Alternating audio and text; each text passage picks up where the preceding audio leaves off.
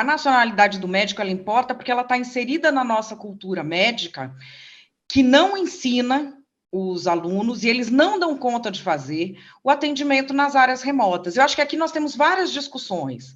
A história dos médicos cubanos, que com toda a sua habilidade populista o Lula inseriu aí, não era um questionamento sobre como atendiam esses médicos ou que eles eram estrangeiros, mas com um contrato indecente que foi feito com uma ditadura e um tipo de contrato que essa ditadura repete com outras ditaduras, mas não com países democráticos. Isso era o problema. Não era o trabalho do médico cubano. E eu acho que a cultura médica de outros países poderia contribuir muito para a nossa. E eu digo isso por experiência pessoal. A minha gravidez em Angola foi acompanhada por um médico cubano e não por um brasileiro. Eu optei por isso, porque a formação deles era para atuar em lugares como os lugares em que eu estava. Eu não estava no Sírio-Libanês, eu não estava no Einstein. E os nossos são formados com essa cabeça. Então, acho que o doutor Jean falou até de você saber lidar com a estrutura que tem no interior, a gente vê o Conselho Federal de Medicina dizendo, é preciso investir em infraestrutura. O tipo de infraestrutura que eles querem, que é o de grandes capitais, ela nunca vai ser possível no interior. No interior, você tem de aprender a saber o que você dá conta ou não, o que você encaminha para onde e quando. E essa cultura os nossos médicos não estão aprendendo. A geração do Dr. Jean, do Dr. Davi Wip, fazia projeto Rondon. Ia para o interior da Amazônia atender as pessoas e saber que a vida não é o bairro de classe média que ele cresceu. E isso falta. E eu entendo, diferentemente do presidente Lula, que trazer profissionais desse tipo para conviver com os nossos poderia melhorar muito a nossa cultura médica. O número de médicos per capita em determinadas regiões excede em relação a algumas outras. Só que quando você olha a região sudeste ou a região sul, isso é uma verdade.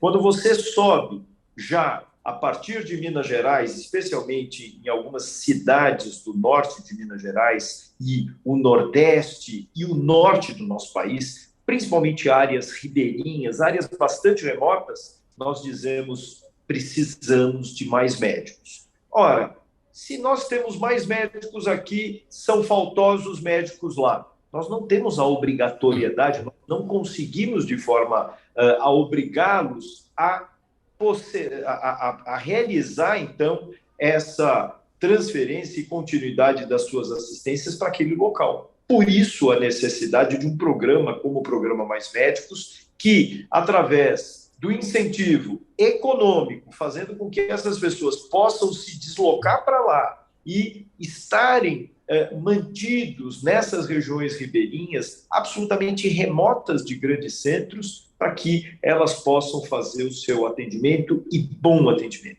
Nós víamos tanto para questões indígenas, quanto para questões daquela própria população que era desassistida, nós vimos um retrocesso nos últimos anos, onde esse programa deixou de existir. As próprias comunidades diziam, puxa vida, nós precisávamos de alguém olhando por nós. E nesse momento existe, então, essa chama de luz que dá a esperança.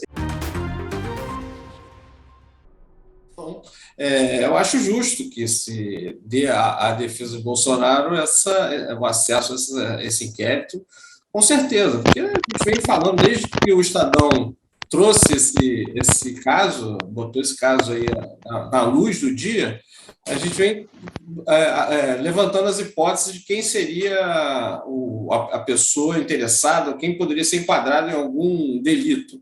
Aí a gente tem ou o Bento Albuquerque, ou o Soeiro, né, o auxiliar do Bento Albuquerque, ou, obviamente, Bolsonaro, que é o chefe de Estado para quem, em tese, né, a gente imagina, a gente supõe que o príncipe árabe mandou as joias para o governante do momento, né, da hora.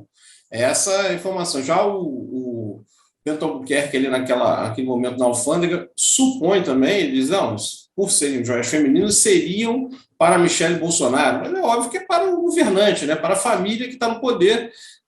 Quer dizer, uma homenagem para que fosse encaminhada aí para o acervo do governo.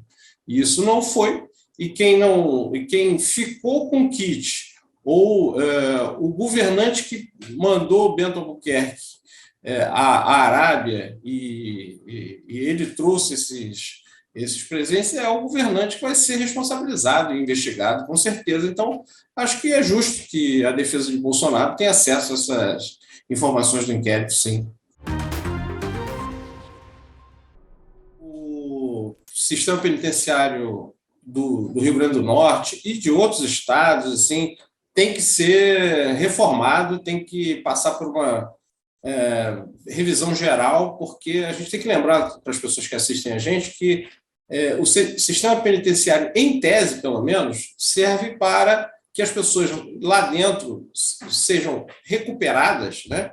Ou, no mínimo, que parem para refletir sobre o delito que causaram, para depois da punição voltar ao convívio social. Do jeito que estão os presídios, não é segredo para ninguém, eles viram uma outra coisa, né? As pessoas lá, dependendo do presídio mais ou menos organizado, acabam entrando em contato e ficando subjugados por uma facção e são obrigados a entrarem nessa facção, ou então vão se aproximando de bandidos com uma periculosidade muito maior. Então, o problema penitenciário no Brasil tem que ser equacionado.